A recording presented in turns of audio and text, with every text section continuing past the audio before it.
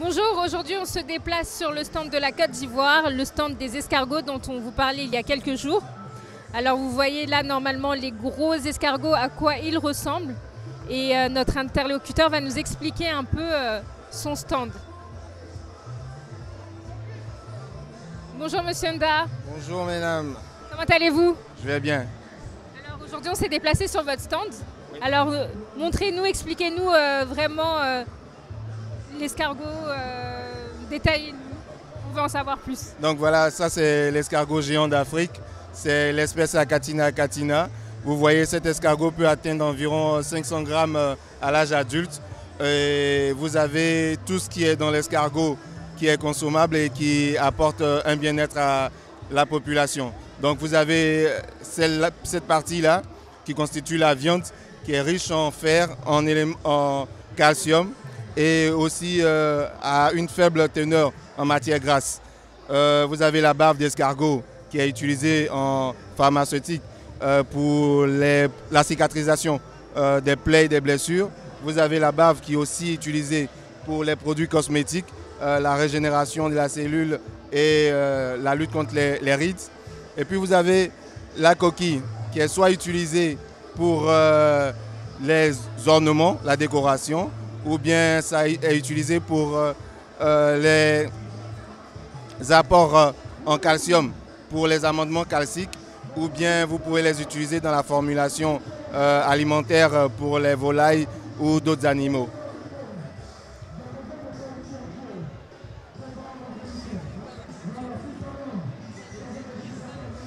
Non, ça c'est une espèce de forêt, donc elle ne détruit pas les cultures. Généralement, vous les avez, elles participent au bien-être de la forêt, de la biodiversité et aussi la reconstitution des sols.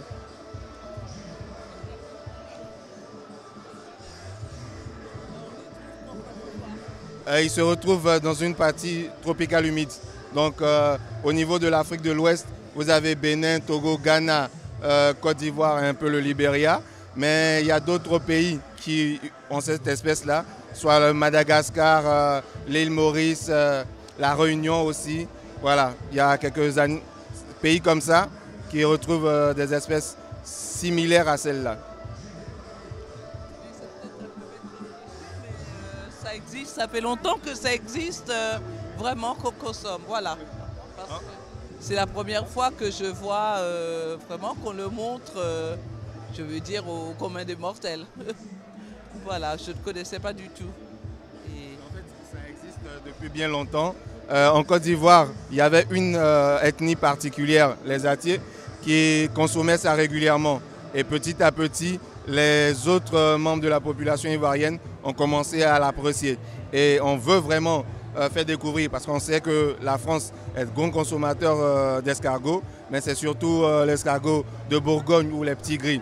Et donc on veut leur montrer déjà qu'il y a une espèce qui est différente de ce qu'ils ont et qui est à des tailles assez importantes. Et puis ensuite, leur proposer des produits sous forme surgelée, congelée ou bien séchée pour pouvoir leur permettre de déguster cette bonne viande. De plus en plus, on parle de bave d'escargot dans tout ce qui est esthétisme et tout. Est-ce que vraiment on les utilise aussi en Côte d'Ivoire? Est-ce qu'il y a un marché pour cela?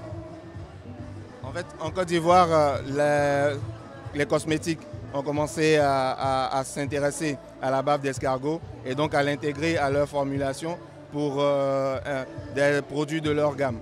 Donc aujourd'hui, de plus en plus, on a des cosmétologues qui utilisent la bave d'escargot pour leurs différents produits et étoffer leur gamme. Je me dis, ils sont gros, donc ça veut dire qu'il y a quand même, pour un escargot, il y a beaucoup plus de bave que l'escargot qu'on trouve en France, ici. Regardez, voilà, je vois bien. Bon, vraiment, merci pour vos explications. Voilà. Vous voyez, comme on vous le disait lors de l'interview, c'est vraiment un stand qui attire du monde. Les gens sont curieux de voir ces escargots. Tout le monde s'interroge et ils ne savent même pas qu'il y a ces espèces d'escargots et qui sont consommables. Donc c'est bien de venir faire découvrir aux festivals, enfin les personnes qui passent devant le stand, qu'il existe ce genre d'espèces en Côte d'Ivoire. Vous voulez les toucher?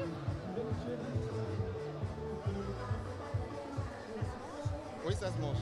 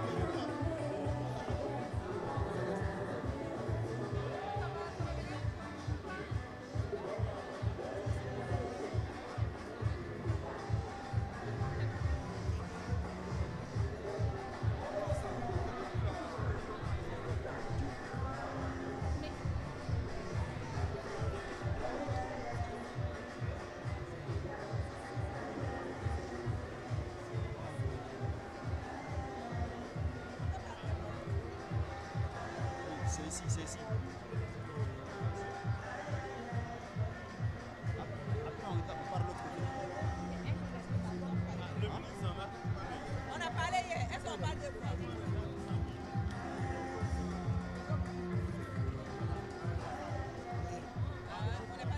On n'est pas dedans. La personne n'est pas là.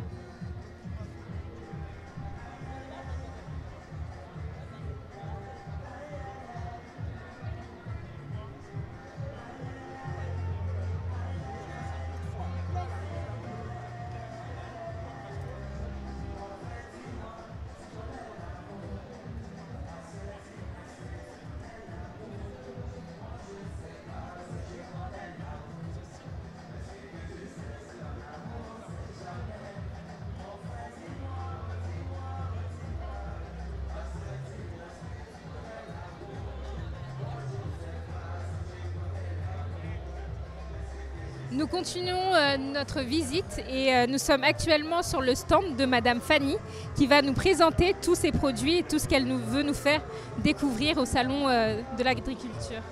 Bonjour Madame Fanny. Oui, bonjour madame. Comment allez-vous? Je vais très bien, merci. Alors, on fait notre visite et on aimerait savoir les produits que vous exposez, qu'est-ce que c'est, que vous nous en dites plus et parlez aussi de votre coopérative s'il vous plaît. D'accord. Déjà, en fait, je vous remercie d'avoir donné le micro. En fait, nous sommes une coopérative basée dans la zone de Meadji, dans la Nawa, à Soubré. Et nous faisons du cacao, hein, c'est une coopérative qui est certifiée Fairtrade. Et nous produisons du cacao. On vend les fèves de cacao et la coopérative s'est mise dans la transformation en faisant du beurre de cacao, du savon de cacao et puis on fait de l'huile aussi, de l'huile de coco pressée. Donc ma jeune soeur qui est là, de temps en temps on amène à Paris ici pour qu'elle assiste à des salons et ainsi de suite. Donc ce sont les produits faits par la coopérative ECAM de Meadji. D'accord, donc ce sont exclusivement des produits de beauté, c'est ça? Oui, c'est des produits de beauté, les savons aussi, c'est exclusivement les produits de beauté. Et quelles sont les vertus de ces produits-là? Ben, je vous laisse ma soeur qui va vous donner les vertus. Il y en a tellement. Oui. Ok. Bonjour madame. Bonjour. Pouvez-vous vous présenter s'il vous plaît? Alors c'est Bintou Doumbia, c'est la société Tima Nature qui est spécialisée en fait dans les produits naturels, vraiment des produits de base, beurre de karité, beurre de cacao, de l'huile de coco, que des produits qui viennent de chez nous pour promouvoir en fait la peau noire, la facilité, avoir accès aux produits locaux pour qu'on puisse utiliser pour nos soins capillaires ou corporels. Vous avez le beurre de cacao qui est vraiment fait pour raffermir la peau, pour donner une tenue en fait à la peau, pour raffermir la peau. Et le beurre de karité qui va régénérer, qui va hydrater et embellir en même temps la peau. Vous avez de l'huile de coco qui est très hydratant, qui avait franchement une odeur époustouflante. Franchement, l'huile de coco qui dégage vraiment une odeur très savoureuse. Donc on utilise beaucoup les produits locaux pour vraiment donner en fait un peps à la peau africaine qui n'est pas très habituée au climat en fait européen. Ce produit-là, le savon noir. Le savon noir au miel. Oui, voilà. Le savon noir, en fait, c'est un gommage. D'accord. Un gommage naturel. C'est un gommage naturel, le savon noir. Avec le miel que nous rajoutons dedans, franchement, c'est pour vraiment adoucir et hydrater. Le miel va plus cicatriser tout ce qui est imperfection de la peau, les boutons, les peaux tiraillées. Et le savon noir va enlever tout ce qui est peau morte sur le corps. Donc ce sera un petit sauna, un petit hammam en fait qu'on peut le faire chez soi à la maison. On se lave avec de l'eau chaude et puis on se lave bien avec le beurre de karité, on se lave avec le savon noir et on utilise le beurre de karité ou de l'huile de coco pour s'hydrater la peau après. Et quels autres produits vous avez?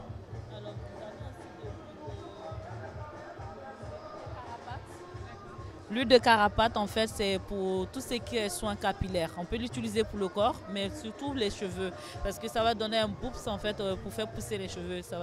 C'est pour vraiment donner en fait la tonicité aux cheveux pour qu'ils puissent pousser facilement. Et c'est vraiment très lourd comme huile, donc ça va hydrater bien les cheveux et protéger les cheveux tout au long de la journée. Ça vient d'où ça? Ça vient de la Côte d'Ivoire, Guadeloupe, Martinique. Vous pouvez trouver en fait dans les pays tropicaux, mais en fait le plus souvent pour moi c'est Côte d'Ivoire. Côte d'Ivoire. Ouais.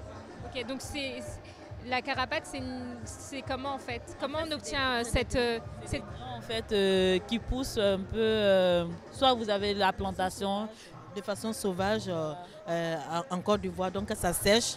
Nous, on va, avec l'association des femmes qu'on a, on va cueillir ces grains sèches-là et que maintenant, on va essayer de travailler dessus, ça démolit, jusqu'à obtenir l'huile au chauffage surtout. Ok, très bien. Merci beaucoup. Et est-ce que vous avez un dernier message à passer par rapport à votre coopérative, vos produits? Oui, ben ça c'est une opportunité qu'on a. Le salon, c'est une opportunité avec vos voix aussi. C'est une opportunité. Vous avez vu que moi, je suis en Côte d'Ivoire, j'ai fait la production du cacao. Et on a du cacao, du coco qui est là. Et elle, qui est ici à Paris, on lui amène nos produits et puis elle fait la promotion de notre cacao à travers sa société Tima Nature. On vous remercie pour cette présentation. Bonne journée, bon salon.